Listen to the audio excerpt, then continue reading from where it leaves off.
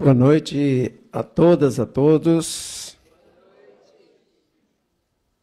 Alegria estar com vocês e na esperança, quase sempre, isso é prática de toda casa espírita que a gente frequenta, que a noite seja verdadeiramente bem mais agradável do que o boa noite que vocês deram.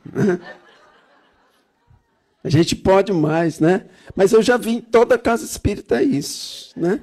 A turma é miserável com boa noite. Aí só acontece o boa noite bom, sabe quando? Na segunda vez, né? Eu costumo, na casa que frequento, eu digo assim, ó, vou testar o microfone, eu vou falar boa noite para eles, aí a gente testa, tá? Então é boa noite. Por que não foi assim da primeira vez, né? É porque a gente precisa desse incentivo, né? Todos nós, né, ainda aprisionados nos nossos condicionamentos internos. E é aquela coisa, se foi hora, se você veio falar, você que fale, meu amigo. Mas a gente está falando a toda hora. E aí, eu começaria dando também boa noite, né, à turma que estiver aí no online. Eu queria fazer uma pergunta que cabe, como o Tom colocava, que a gente possa sentir com todos os sentidos. Você é maduro, madura? Tem um ali que está balançando. Eu faço parte da tua mesma creche, tá? E aí ainda avançaria mais, porque dizem que o importante não é nem a resposta, que a gente tem o automatismo, é a gente deixar a pergunta calar mesmo. Da tarefa, talvez já fosse a ótima tarefa levar essa reflexão, né? Eu passei quase 15 dias me perguntando nessa coisa, e não estou chegando no bom lugar não, viu? E a outra é, você é livre? Essa aí é que é mais difícil. Pois bem, aí a gente pode especular o que é liberdade, liberdade para um, liberdade para outros.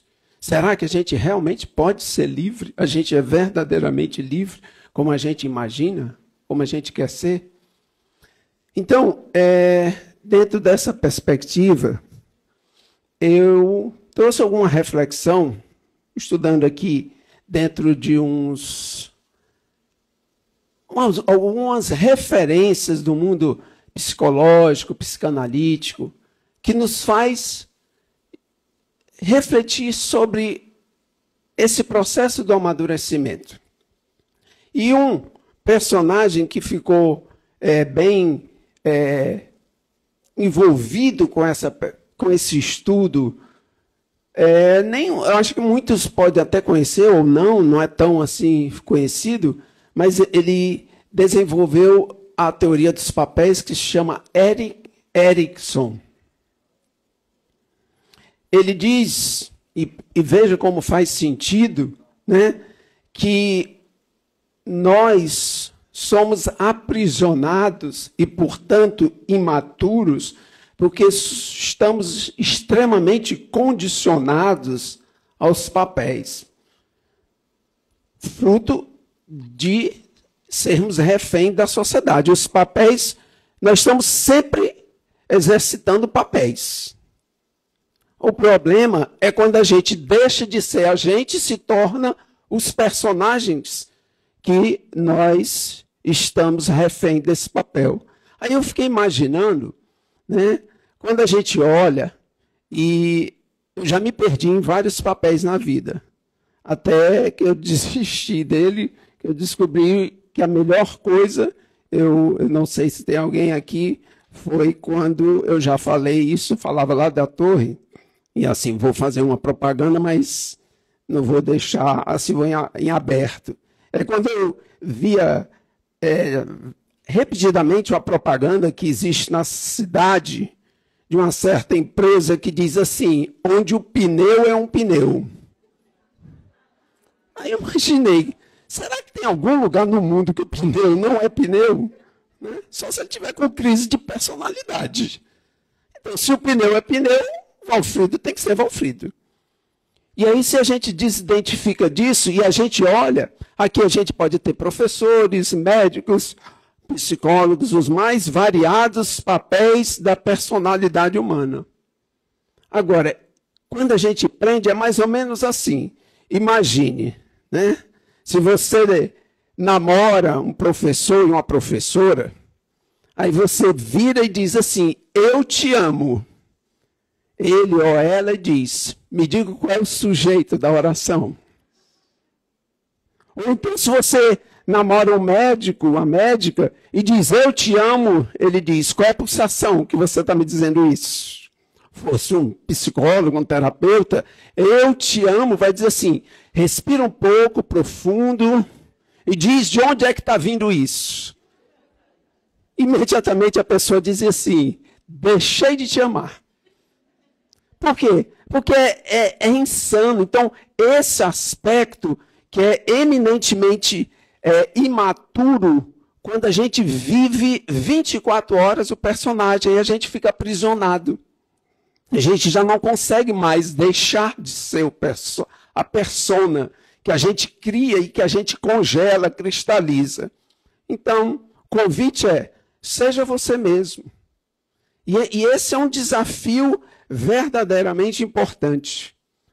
Se a gente buscar ainda mais nessa referência do amadurecimento, aí temos uma outra personagem também, que ela é também não tão conhecida, que se chama Jane Lovinger, e ela faz o seguinte, ela coloca a importância do amadurecimento relacionado à autoobservação.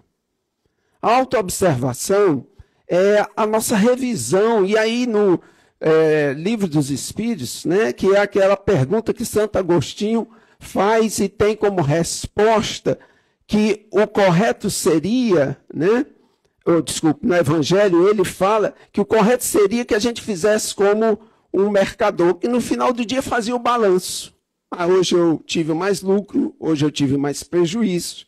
Quando eu começo a me auto-observar, eu faço um parâmetro diferente do que uma criança e de que um adolescente não tem essa propriedade. O que é auto-observar? É estar, não de uma forma tensa, mas de uma forma atenta no que o Cristo traz, o vigiar e orar, sobre os teus aspectos. Se a gente estiver bastante vigilante, bastante consciente daquilo que nós estamos vivenciando dentro do nosso mundo, nós vamos tirar uma série de problemas nas nossas vidas. Mas como nós não estamos nesse processo de observação, muitas vezes, a gente se surpreende. Ué, quem foi que disse isso?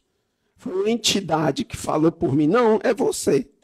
É você que secretamente não olhou esses personagens e aí, né, seres espirituais se aproveitam dessa sua falta de vigilância para se servir ainda mais da tua fragilidade. Então, observar é uma propriedade de um ser maduro. Você nunca vai ver um bebê dizendo assim, acho que tomei 2 mamadeiras hoje, tá? Acho que vou ficar gordo, né? Então tenho que parar o meu leite, né? Adolescente, então, pelo amor de Deus. Vocês lembram, né? A gente fazia e 3 dias depois é que ia refletir. Não, devia ter feito isso. Então, é esse impulso que a gente precisa tomar como referência do processo de amadurecimento. E aí, tem alguém também que se coloca nesse processo, que é o Robert Keegan, né? E esse aqui, ele traz um parâmetro fundamental no processo do amadurecimento, que é a propriedade da decisão. Um ser maduro, ele necessariamente precisa saber para onde ele vai direcionar a sua intenção, para onde ele vai direcionar, e que, inclusive, hoje se usa uma palavra tão forte nos meios digitais, que é o propósito. Eu preciso saber onde estou e para onde eu quero ir. Porque senão eu estou à deriva. Característica muito comum da criança emocional que habita dentro de nós, da adolescência. Adolescência, você vê, vive aquela frustração. Ontem, quantos adolescentes atormentados, o Enem, né? Aí aquela coisa da vida, a agonia. E muitas vezes nós, nas nossas decisões, nas nossas paixões, será que devo, será que não devo? Então, esse é um sintoma claro de que a gente precisa encontrar um caminho a partir do crescer, do amadurecer. E aí tem alguém que eu acho que não tenho certeza, conhecido de todos nós e que eu tenho uma profunda admiração, é Jung, né, que nos fala do processo da individuação.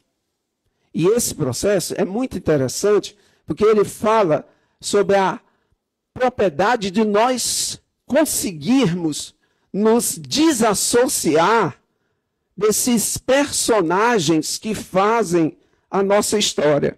Se a gente pegasse e construísse na noite aqui um livro de cada um, quem seria o personagem principal da tua vida?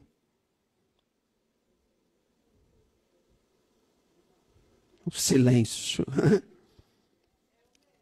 Ótimo. Exato, todo mundo está dizendo eu mesmo, mas nem sempre é verdade. A gente coloca os protagonistas, às vezes, à frente de nós mesmos.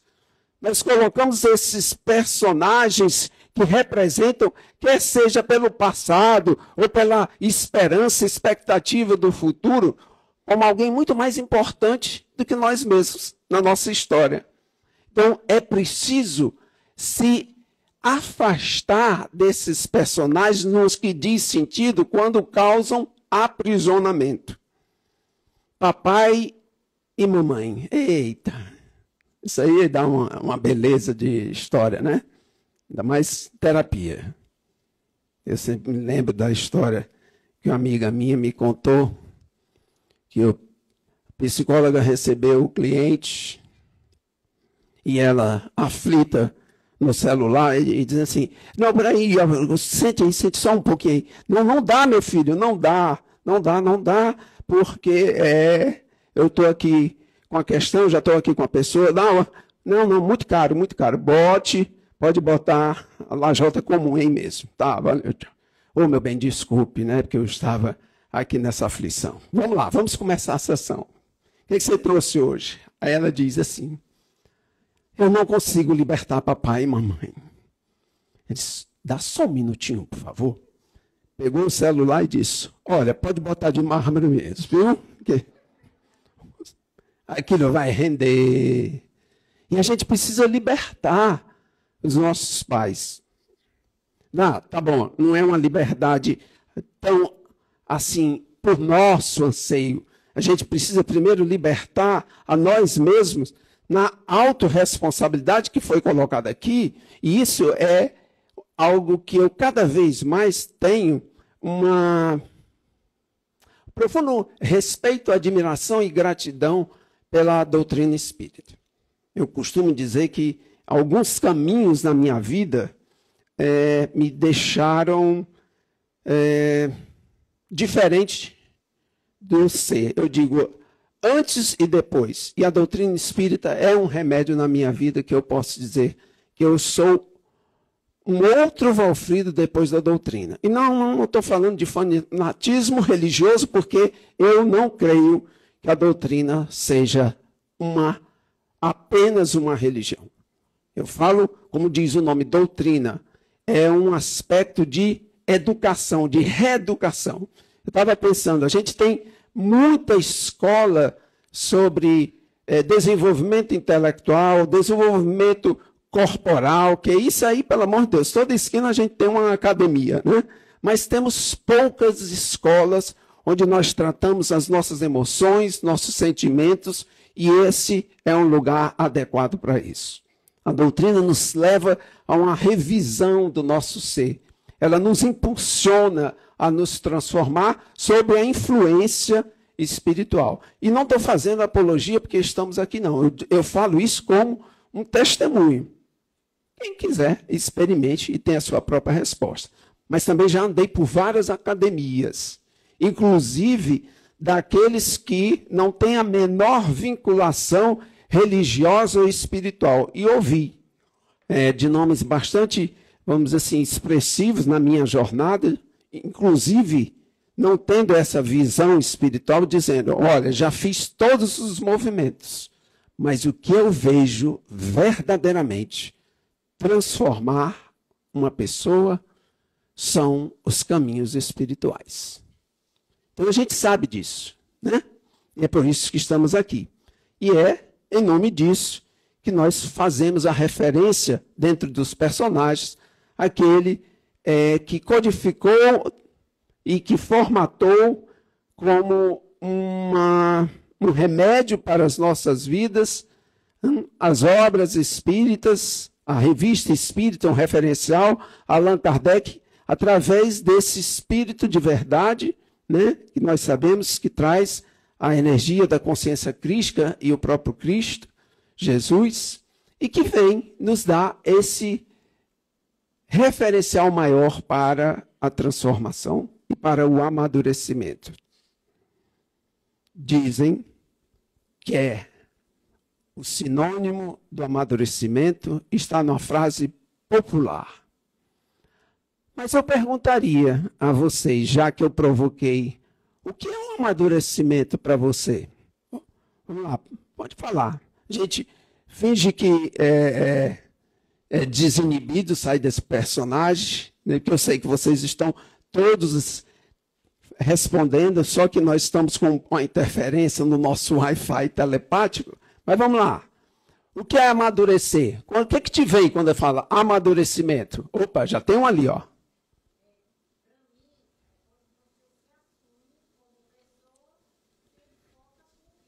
Ótimo. Que maravilha, né? Como é teu nome, hein? Por exemplo, Luziana. Ok? É quando Luziana é Luziana, né não? Olha aí, beleza. Tem mais aqui, ó.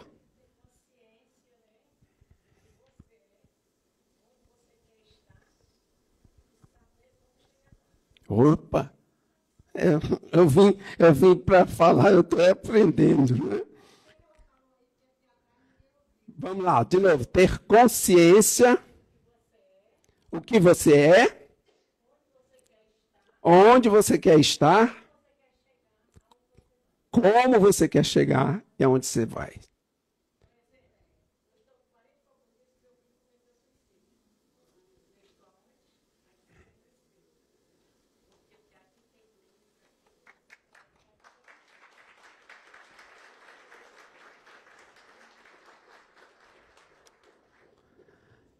Eu disse, é o remédio. E eu quero lhe dizer, com todo respeito, não existe lugar melhor para você estar do que aqui hoje à noite. É esse remédio. Então, em nome dessa referência que ela traz, diz de uma forma simples, os filósofos da vida, que amadurecer é dizer sim e saber dizer a quem e onde. É saber dizer não a quem e onde. E principalmente saber dizer nunca a quem e onde. Porque muitas vezes nós nos violentamos nesse processo imaturo. Então, o que nos aprisiona mesmo dentro desse processo, onde a gente vai fazer uma viagem, uma vez entendendo o amadurecimento, esse processo daquilo que nos aprisiona, qual é a chave que nos liberta? Nesse momento, eu ia pedir que fechassem as portas do salão, mas como tem 3 guardiãs ali, né, a partir de agora ninguém sai, tá? Porque o que mais nos aprisiona?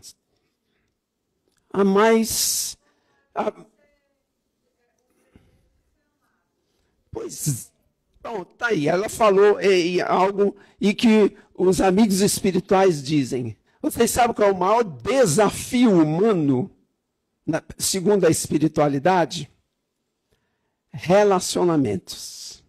É difícil por quê?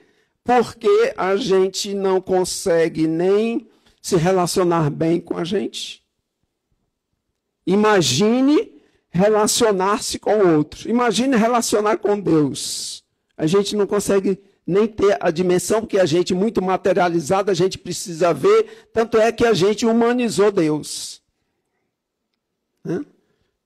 Chico Bento é que diz que ele chegou na cidade, mandou uma carta dizendo: mãe, o pessoal aqui gosta mais de Deus do que a gente aí no sertão. Eles gostam tanto de Deus que eles constroem uma casa em cima do outro. E como vê que não consegue chegar, eles botam lá embaixo. É difícil. Entende?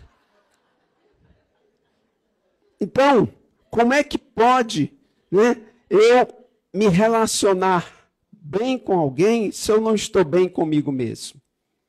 Né? Relacionar-me com alguém se eu nem conheço a mim mesmo? Então, para isso, a gente cria uma das maiores aflições e maiores prisões no ato de se relacionar. Sabe qual é? Vocês trouxeram o guardanapo aí hoje? Não. Porque vai ter gente que chega e vai precisar, né? Culpar os outros. É bom demais, né? A culpa é do Tom. Exatamente.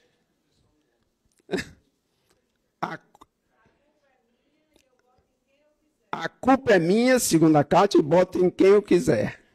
Né? E aí eu posso até dizer, se você, porventura, não gostar da minha exposição hoje, você já sabe de quem é a culpa. Então, nós temos esse hábito, é muito fácil, é viciante. Né? Se eu perguntasse, olha para a sua vida, nesse momento, para um pouquinho, veja, um problema, todo mundo tem. Um problema que você esteja vivendo, só um, por favor, tem gente aí, né? Só um. Tem certeza que tem um personagem que está estragando essa situação. E na maioria das vezes esse personagem não é você, é o outro. Ah, se fulano não tivesse feito isso, eu estava bem. Então, isso é uma prisão, porque quando a gente culpa o outro, grande parte das pessoas que se sente aflita, agoniada, culpada, é pela mesma perspectiva. Eu aprisiono o outro com a mesma corrente que eu me aprisiono. Então, a culpabilidade, ela é uma grande prisão da característica do ser imaturo. Outra que está muito no mundo atual, né, que é com essas acelerações, ninguém quer ter mais desconforto. Ou eu preferia dizer frustração. E eu aprendi, cada vez mais, eu estou vendo assim, o processo do amadurecimento necessariamente passa por frustração. E eu volto a dizer, eu trago para mim, eu sou um exemplo disso. Aprendi, estudei, mas grande parte da minha vida eu cresci por quê? Porque eu vi o que parece óbvio, mas a gente esquece que a vida não segue as minhas vontades. E isso é bem do processo emocional infantil, né? A criança faz birra quando não é a coisa como do jeito que é. E nós fazemos a mesma coisa. Porque nós temos esse desejo imaturo que o mundo seja regido pelas nossas vontades. As coisas, e segundo Chico trazia, as coisas não pedem a nossa opinião para acontecer ou deixar de acontecer. Elas simplesmente acontecem. Entende? Então, não está no nosso destino.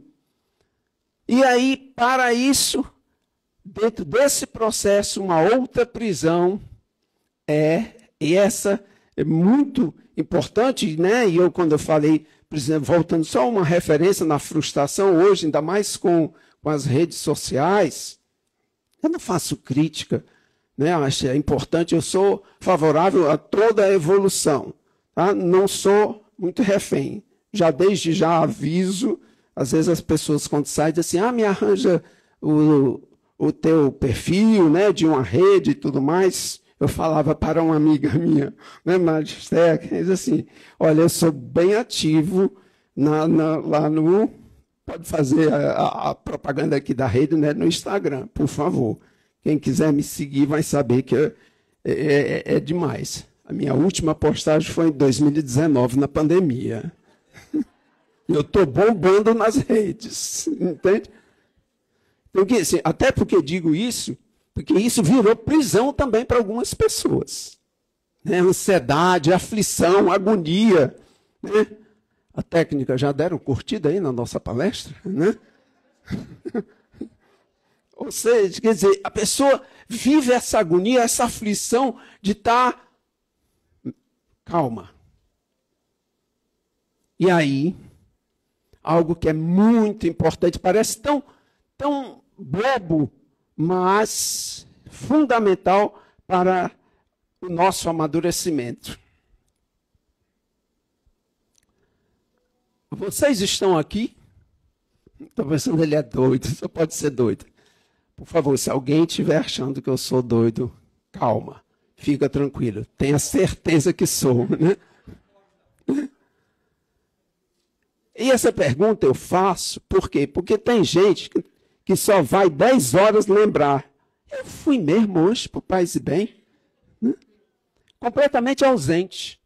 Que isso também é uma característica infantilizada. Se você for ver, a criança, o jovem, adolescente, ele está sempre sob a perspectiva do passado e do futuro, principalmente no futuro. O jovem está sempre assim, o que é que vai ser amanhã e tudo mais. E nós, quando entramos nessa mesma visão infantilizada, vamos nos encher de tanta agonia e aflição quando sabemos que o único momento hoje é esse, o aqui e o agora. Por isso que eu estou te perguntando se você está presente, porque eu dizer, se você não estiver presente, cuidado que alguém ou uma entidade vai se apropriar do teu corpo. Então, pega teu corpo, né? Antes que alguém pegue, né? A pessoa, você vem para o Paz e Bem e sai levando alguém teu corpo. Esse corpo é meu. Então, ficar presente, o momento é fundamental. Quantos acidentes acontecem, a pessoa passa no sinal vermelho, nem estava aqui, estava pensando. Então, isso é um processo de ancorar, e ele até usou aqui, né, o aterramento, ancorar a nossa presença no aqui e no agora. Bom, dito os aprisionamentos, aí diz, quais são as chaves para a gente fazer esse processo? Olha, todo o processo de crescimento é importante, é fundamental. Mas hoje, como eu disse, existe uma grande escola, que é a escola do crescimento e do progresso corporal. O que delata, infelizmente, que nós estamos nos valendo muito mais da necessidade material do que as outras necessidades.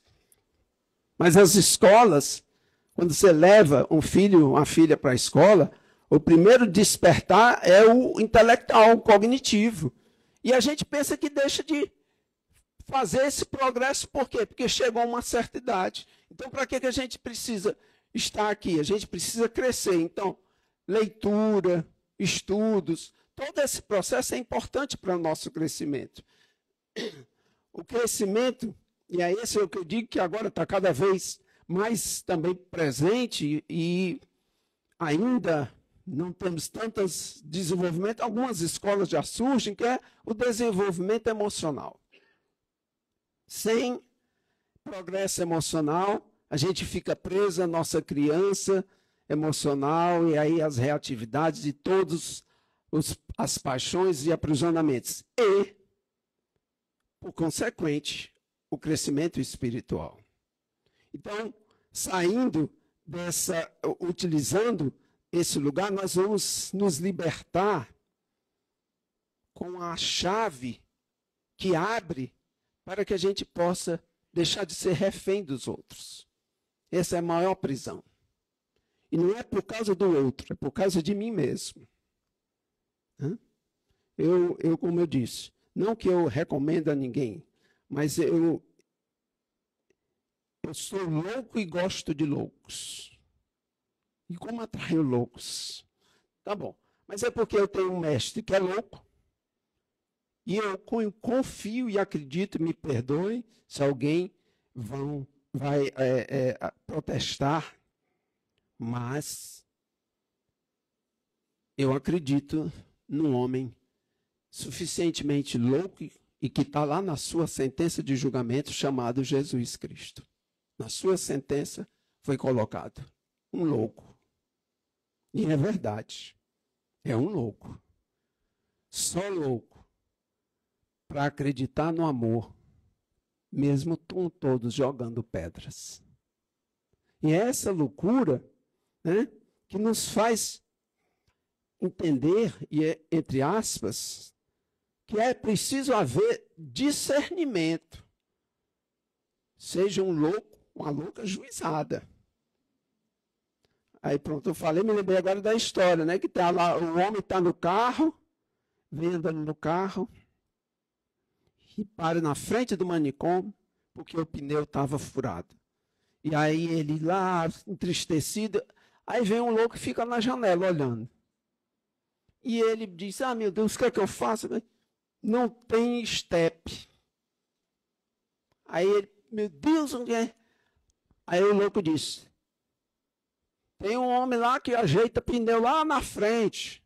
Aí, que beleza. Tirou as 4 porcas, o pneu murcho e saiu. Só que ele deixou as porcas no chão e passaram uns meninos e levaram as porcas. Aí quando ele voltou, que ele viu aquele movimento todo, procurou, meu Deus, e agora o que é que eu faço? Levaram as porcas. Agora como é que eu vou prender esse pneu? As 4 porcas tinham ido embora. Aí o louco olhou para ele e disse, ei, tira uma porca de cada pneu e bota, porque cada uma ficou com 3 porcas. Aí ele disse, Aí ele olhou, botou, virou e disse, mas você não é louco? Ele disse, eu sou louco, você é burro. Então, eu quero dizer com isso o quê? A gente não pode perder a noção das coisas com a nossa loucura, aspas. Não pode perder o discernimento. Mas a gente precisa ter a coragem de assumir a autorresponsabilidade, porque a chave que nos liberta, e aí por isso eu quero mais uma vez referendar a nossa doutrina, que fala sobre reforma íntima. Todo mundo diz assim, vocês vieram aqui, não aqui para o Paz e Bem, também para o Paz e Bem. Nós viemos aqui para quê? Para crescer, para amadurecer, para evoluir. E por que não amadurecemos? Porque não nos compromissamos, olha aí a tarefa, né? O que é que a gente faz? Já estou dando aqui a tarefa. Porque o que você fez a semana passada e vai fazer essa semana para se compromissar com o seu crescimento? E pode ser o quê? Ler um livro que nos progride, né? Fazer uma revisão, sabe? A partir de agora eu vou anotar o meu dia a dia. Onde é que eu estou errando, onde é que eu estou acertando. Observar as suas emoções, buscar ajuda em todos os sentidos físico e sentidos espirituais, fazer uma prece, uma meditação. Isso é muito importante, mas não adianta. A gente enche a nossa vida de tantas coisas, mas a academia é tão cheia. E eu não estou fazendo nenhum movimento contrário às academias. Eu só estou dizendo que não adianta a gente imaginar que a nossa vida se transforma se a gente não fizer e não tiver esse compromisso de fazer a nossa reflexão, a nossa reforma íntima. Vigiai e orai, ensinou Jesus. A prece é fundamental. A gente pedir humildemente ajuda para fazer esses movimentos de transformação pessoal. Então, só há uma pessoa que pode fazer você diferente. Você mesmo. A autorresponsabilidade. Nós precisamos nos libertar e libertar os outros das nossas aflições. Assumir de uma forma madura que toda e qualquer decisão cabe a nós fazer a escolha. Já não é mais papai, já não é mais mamãe, já não é mais ninguém a não ser você. E se você estiver tão aflito, papai e mamãe também foram objeto da sua escolha. Às vezes até imploraram lá no plano espiritual. Entende? Mas eu quero dizer assim, e nossa escolha tem consequência. Não estou tirando a responsabilidade do outro, mas você precisa olhar a sua responsabilidade. E, inclusive naquilo que foi dito no começo. Quando eu tomo a decisão por alguém ou por algum lugar, eu saiba que ali haverá consequências. E cabe a nós sabermos cuidar de nós mesmos. A gente fica tanto esperando que alguém cuide da gente e nem mesmo a gente cuida. A gente fica tanto esperando que alguém nos ame e a gente não se ama. Então é preciso que a gente leve isso com seriedade. Tá, então vamos repetir a tarefa que todo mundo deverá trazer a semana que vem, seu caderninho. Né? E aquela tarefa é exatamente isso. Qual é o seu compromisso com o seu crescimento? O que você faz durante a semana que justifica? Lê um livro, né? Faz uma meditação, faz uma prece, vai fazer um trabalho para que você possa se ajustar, revisar suas emoções, conversar com alguém, verdadeiramente se compromissar. Que não importa a idade, nós viemos aqui para crescer. Então, para que a gente cresça, é preciso, assim como a gente leva as crianças para as escolas, nós também temos que levar o nosso eu para esse processo de transformação. Então, veja, é simples. Quem aqui já leu um livro e se sentiu melhor? Né? Quem aqui não conversou com um amigo, com uma amiga? E aí faz alguma transformação.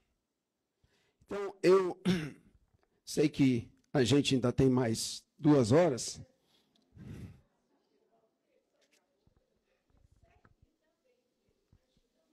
Sim, e é dentro dessa proposta, e aí eu vou dizer assim, olha, eu coloquei a meditação, mas na verdade temos, a doutrina nos convida à reforma íntima. E aqui algo tão importante do que é o estudo.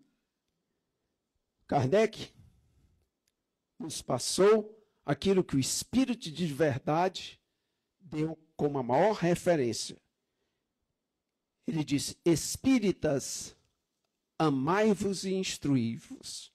Ou seja, sem o estudo não há progresso. Sem o amor não há progresso.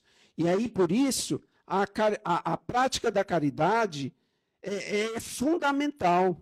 Fazer o bem ao outro. E muitas vezes a gente ir nos lugares mais aflitos. Olha, quem daqui já não fez um trabalho desse, a gente sai muito mais beneficiado do que propriamente a quem a gente beneficia.